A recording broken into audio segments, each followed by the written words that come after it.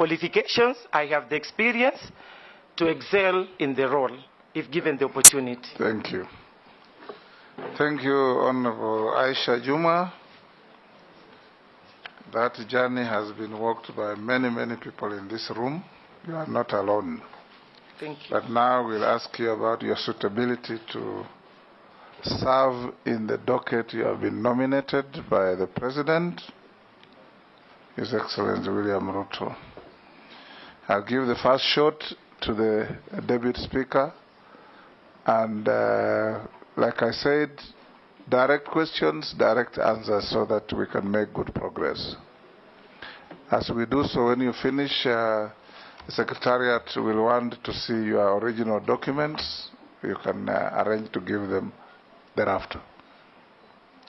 Okay. Deputy Speaker.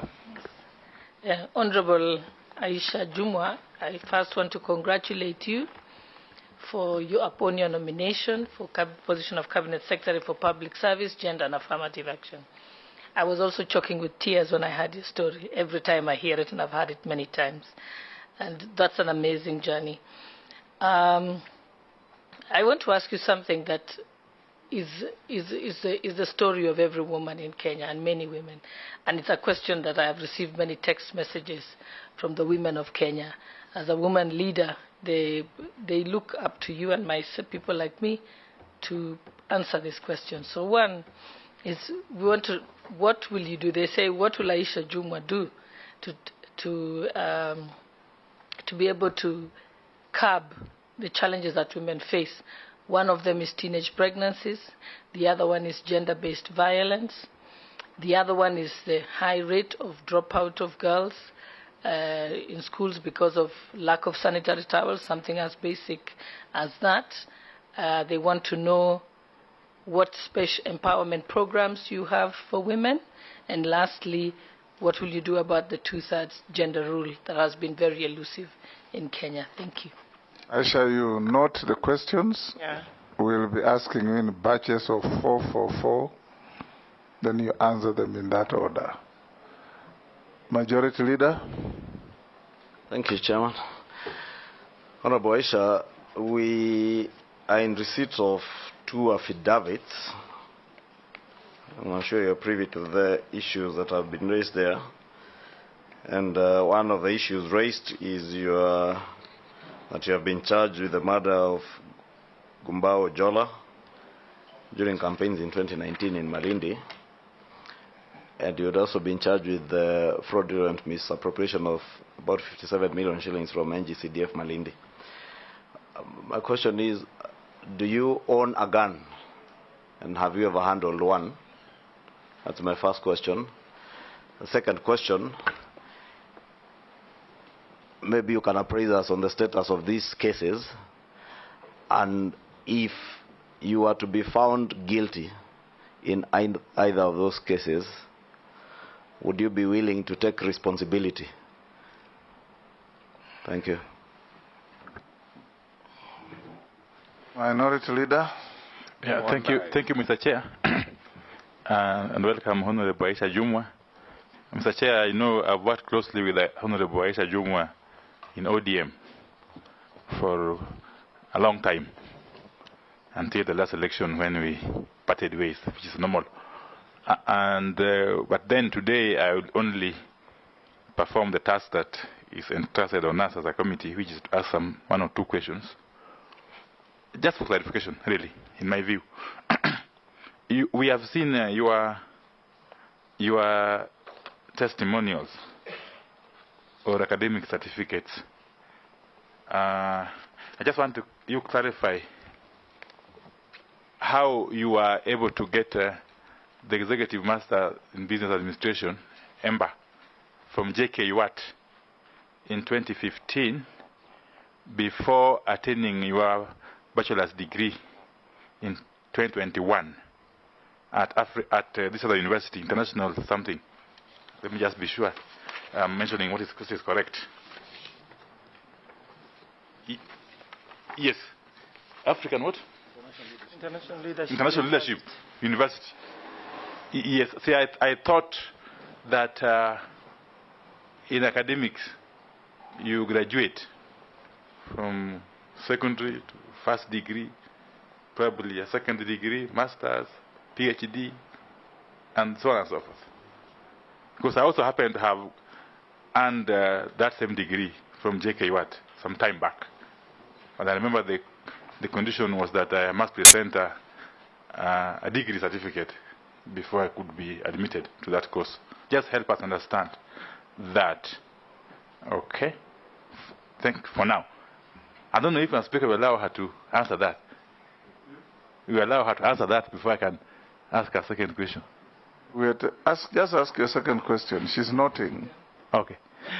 A second question, Honorable Aisha Jumwa, is your vision for the public service in the Republic of Kenya.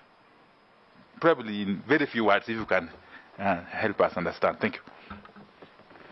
Those are three. The fourth, Robert Mbui. Thank you, Chair and Speaker. Now, I would like the nominee, having been nominated to serve in a high public office, and having been also very visible in public in the campaign trail, and having been a leader for a long time, and noting, Chair, that Chapter 6 of the Constitution is very clear about leadership and integrity, read together, of course, with the Public Officer Ethics Act. I want to bring the attention of this committee to one Nancy Baraza, who was Deputy Chief Justice, whose crime at one time in one of the malls was to poke her finger on the nose of a security guard, and that cost her her job. Now, the nominee in question here has been named in several cases. A case to do with murder that occurred in a home of an opponent where she stormed together with her team. A case of misappropriation of NGCDF funds. A civil case by a Mr. Devshi Naran Kambi for fraudulent acquisition of his land. And not to forget numerous verbal altercations, Mr. Speaker, that we have seen publicly. And also noting that this was a nominee of the ODM party to the Parliamentary Service Commission, who went against the wishes of that party for the last 5 years. Are her transgressions any less than that which was committed by Nancy Baraza? And is she willing to be fair and accept the challenges of this leadership and integrity chapter, and maybe step aside from this position? Aisha, answer those four. Thank you, Mr. Chairman. And perhaps I should start with the one for Honorable Ichungwa. Honorable Ichungwa, I don't own a gun, and I have never in my life applied for a gun. The second one is to appraise on the cases, or to inform the committee on the cases that are in court. Mr. Chairman, it is in the public domain that, as I have been saying, these cases were politically motivated, and I still stand strong and saying it again here that they were politically instigated, and I'm happy because this country is a country of laws. The DPP dropped the case that is touching on the misappropriation of funds for the NGCDF, and on the second issue of the murder case, Mr. Chairman, first I want to empathize with the family. Indeed, there was a loss of life. It was unfortunate. But again, Mr. Chairman, as I have said, I am clear in my mind that I never shot anyone because I don't own a gun. I'm not a gun holder, and I don't know even the names of the guns in this country. The weapons that this country possesses, I don't know the names. So, also there are 3 witnesses that so far have testified in court, and none of these witnesses mentioned my name.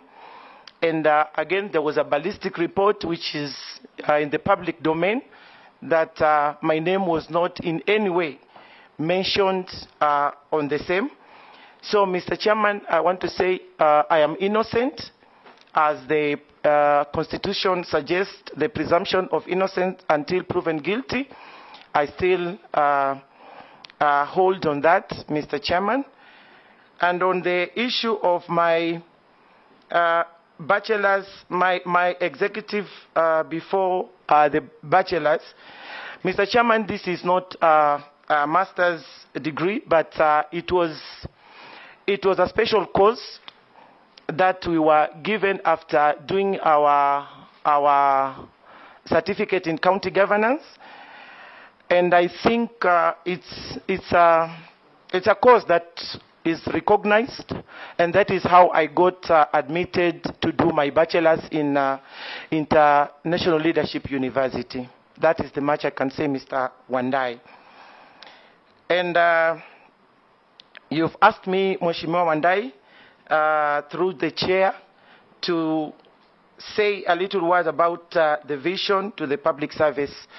Mr. Chairman, I want to say that my vision to the ministry and the public service is to make sure that is to see a public service that is citizen focused and flexible with a national outlook. Mr. Chairman, Mheshimiwa Mbui Robert, I think by answering Mheshimiwa Kimani Chungwa, I have also served your question. Mr. Chairman, I want to now take Madam Sholei's question on early pregnancies, GBV. Madam Sholei and Deputy Speaker, GBV is in many forms, including the early pregnancies. And as a victim, as I have said in my opening speech, this is something that it is an issue that if given the opportunity to head this docket of public service, gender and affirmative action, I'll be making sure that a program is rolled on matters engaging the communities and more so the parents and families. Because on the matters of early pregnancies, from my experience, is that these sometimes happen even in our homes with people that we know better, like our uncles and sometimes our dads. So this is something that it needs a robust engagement with the communities and making sure that an amicable and a long-term solution is offered by the ministry that I'll head. And on the sanitary pads, I want to say that during the signing of the Charter on Women with our President, I want to say that this was broadly mentioned, and our President, through the ministry, fund will be set aside to make sure that sanitary pads are available and girls remain in school. And also, on the two-third gender parity, I'm aware because we have tried as a nation to making sure that this is realized, but it is not a one-man show. It has to be I will have to bring together all the ministries and parastatals and the yes, including Parliament, to making sure that this is realized, Mr. Chairman, because on the appointive, in this line, things are working well, but when it comes to elective positions, there's a challenge. And we have tried, and if given this opportunity, I'll come back to Parliament to actually see already the bills that were proposed. There's Duale Bill 1 and 2, there's Sholei and Chepkonga. So I think bringing this together and new ideas that I will bring forward with partners, I think, Mr. Chairman, this might perhaps give a new life. Yes, Robert Mbui. Chairman, thank you, Chairman, for the indulgence.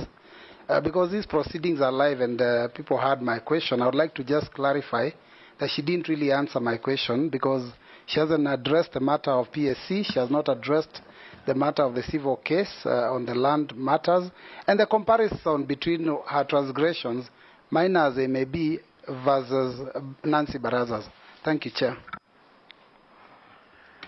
On the land matter, Mr. Chairman, I'm aware that there was an agreement. I was buying a property from Naran, and there was a dispute, and this matter was is in court, and I don't want to discuss the merits and demerits of the matters. So I think I will leave it there, and there's also affidavit that I've also done on the same in matters. My response. Yes, Jeanette? I thought you had... no, I wanted to contribute. You want to... Yeah. Okay. Now I'll give you, then Owen. Okay. On this side, Mary. I thought we agreed in our ground rules that there's no soliciting. Yes, and Mukami. There's another one. Sorry, Mr. Chairman. There's another one. There's another question from Robert on the verbal utterances. Yeah, I want to tell my brother that I have learned since I was mentioned by my name was mentioned by His Excellency on this docket. I tried to learn some few things from the ministry, and I've learned some their terminologies that I want to share with you, and that I will carry when I'm given the opportunity. There's a word known as dignified silence, and a high level of tolerance, and restraint. So I think that was then. Going forward, I will be behaving like a CS for public service and gender. Dignified silence. Dignified silence. And high level of tolerance. And high level of tolerance, Mr. Chairman. Okay, let's take Jeanette, Owen, Emase, and Mukami. Thank you, Chair. Chair, I want to admit that Aisha Jumwa Katana is also my friend. We have done politics together, but today we are on another suitability and other things, as you've said. So, Chair, the question I wanted to put to the nominee is that, Chair, I know that she has given us her background and her story, and I empathize with her. That is the journey of all of us. Even some of us went through the same journey to where we are. But, Chair, she is now joining the cabinet of the Republic of Kenya. She's not going to that other offices that she talked about. And Chair, the cabinet is one of the highest decision-making organ of the country. For that reason, it has to have the right men and women who can deal with things effectively and properly as required by the law. Chair, if you look at the documents presented by Honorable Aisha to this committee, one of the documents that was required is a certificate of good conduct. Certificate of good conduct. Good conduct. But that certificate of good conduct is saying she has a murder case. I agree with her, some of these cases might be politically instigated. But Chair, now that those matters are before a competent court of law, the court will decide. The courts have brains also. They will say this has no evidence, this was politically instigated, and they will dismiss the case. Don't you think, through the chair, Madam Nominee, that it is good for this country, for the image of this country at the level of the cabinet, for you to stay aside until those cases are determined by the courts, so that after that, when you are clean now, because even the people who have the cases against you, like Ngumba Ujola, what do you think they are feeling today when you are seated here, we are vetting you for a cabinet position, and they have no recourse for the death of their father? And look at the Constitution, Article 73. Authority assigned to state officers is a public trust to be exercised in a manner that demonstrates respect for the people, brings honor to the nation and dignity to the office. That's the office of the Cabinet Secretary. And lastly, promotes public confidence in the integrity of the office.